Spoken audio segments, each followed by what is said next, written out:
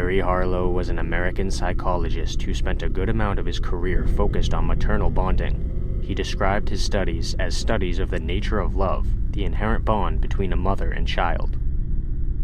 However, in 1971, Harry's wife died of cancer and he slid into a state of depression. Eventually, Harry returned to health and his work, but his colleagues reported that he was never quite the same again.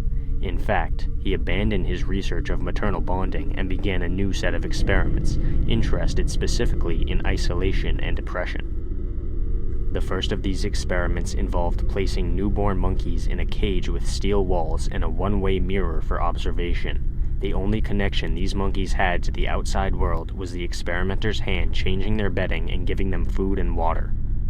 4 baby monkeys were left in the cage for 30 days, 4 were left for 6 months, and 4 were left for a year. After 30 days, the monkeys were described simply as enormously disturbed. After a year, they hardly ever moved, they did not play or explore their surroundings, and they were incapable of reproduction. They were placed in a social setting with other monkeys, and they were essentially bullied. 2 of them even refused to eat and starved to death. You might think this experiment is already disturbing enough, but it's not over. Harry wanted to test how these isolated monkeys would handle having offspring of their own. However, as I mentioned before, the monkeys were incapable of reproducing. That didn't stop Harry, of course. He devised a plan called the brack, where a female monkey was tied up in a normal monkey mating position. This sickening method worked. The isolated monkeys ended up having their own offspring, and it only gets worse from here. Having been isolated from the world for so long, the monkey mothers had no experience in social settings and were clueless about taking care of their young. One mother held its baby's face to the floor while it chewed off its feet and fingers. Another one crushed her baby's head. The majority of the mothers simply neglected their offspring. Regardless of whether or not you're an animal lover, this experiment was barbaric to say the least.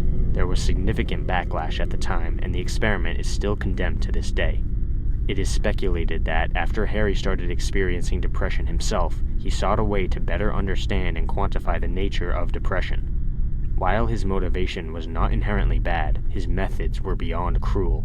One of his doctoral students placed some monkeys in the cage without Harry's involvement, and this student reported that even the happiest monkeys could not escape the damage that the isolation caused.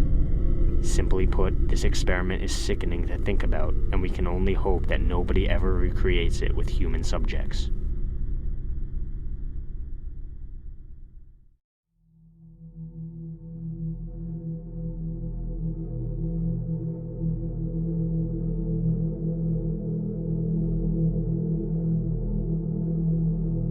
In March of 2006, a new drug was being developed that was supposed to be a new treatment for leukemia patients.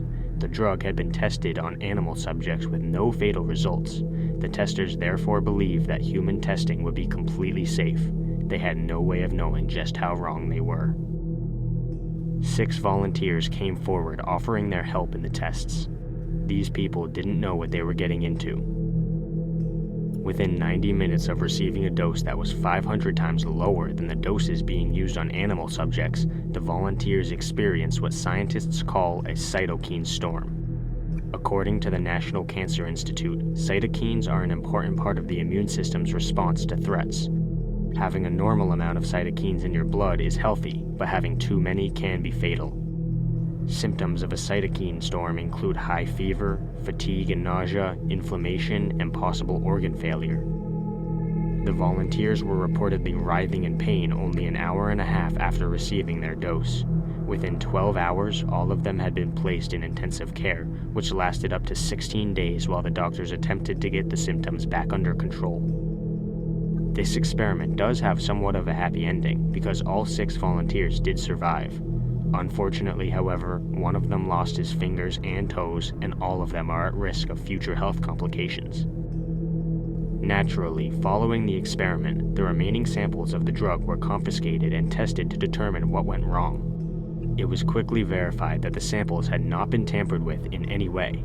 They were all the exact same as the ones used on the animal subjects. Further testing uncovered something interesting. Cytokine storms can be reproduced in a lab by using something called a mitogen, which is described as a stimulatory chemical. Scientists discovered that, when the drug was coated onto a solid surface, it became even more potent than the strongest mitogens used in labs. It was also determined that the way monkey blood cells processed the drug was different from the way human blood cells processed it. Apparently, the difference was too subtle for scientists to have caught it before the experiment. Although the volunteers all survived their ordeal, it's a terrifying thought that the experiment very nearly claimed their lives. Human oversight played a role in the near deaths of 6 people.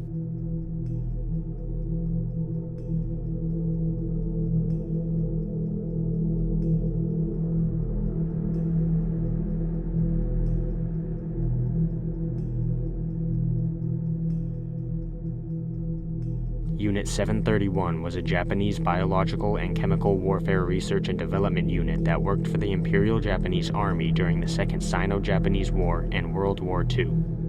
A broad overview of the unit's work is disturbing in and of itself. Unit 731 is estimated to have been responsible for the deaths of between 200 and 300,000 people. Let's delve a little deeper and talk about some of their experiments in a little more detail. One of the more notorious and common experiments conducted by Unit 731 was vivisection. This is defined as a type of surgery in which a living patient is cut open for the scientists to view their internal organs while they still function. This is bad enough as it is, but add to this the fact that most of these surgeries were conducted without anesthesia. The patient would feel every single second of the surgery up until they either lost feeling from shock or death, which almost always happened. Often, these surgeries would be performed after the doctors intentionally infected the patient with some kind of disease. They would proceed to remove the person's organs to study how the disease had affected them. They even admitted to having performed vivisection on a pregnant woman. Amputations were also sometimes conducted to study blood loss. In some cases, the doctors would remove a limb and then reattach it to the opposite side of the victim's body. Other prisoners had their stomachs surgically removed. Their esophagus would then be attached to their intestines. Unit 731 was not limited to practicing individual surgeries, however. One of their goals was to develop biological and chemical weapons to spread plague amongst their enemies.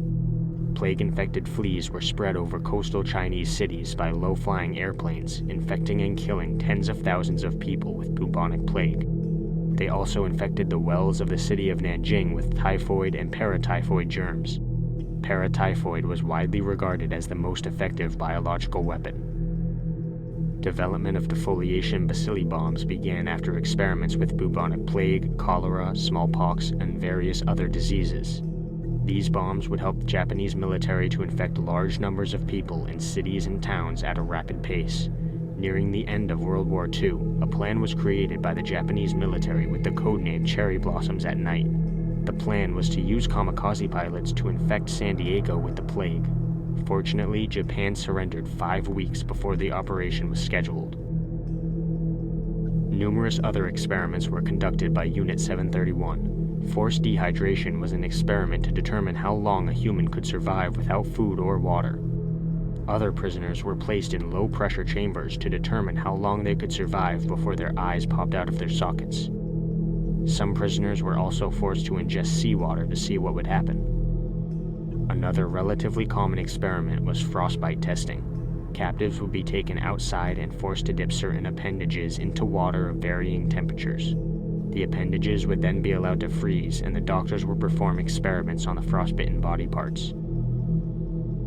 The last few experiments I'll mention are probably some of the most horrific ones imaginable, so I'll give you another chance to click away from the video if you don't want to hear about sexual experiments. The researchers would force 2 people, a male and a female, to have sexual relations with each other. One of the people involved would be infected with syphilis, the other would not. With the threat of being executed over their heads, the people would engage in sexual relations and the infected one would infect the other, who would then be subjected to vivisection at varying stages of the infection. Forced pregnancy was also fairly common. The researchers claimed that they wanted to study how diseases were passed from one generation to the next. As if their experiments weren't gruesome and inhumane enough, there are no accounts of babies surviving Unit 731. It is strongly suspected that they were routinely executed shortly after birth. I don't really want to go into any more detail than that. There are first-hand accounts from guards and other members of Unit 731 available to read online, but they're certainly not for the faint of heart. The things that this unit did are some of the most unspeakably disturbing violations of human rights. We can only hope that humanity has learned from these atrocities and will therefore never commit them again.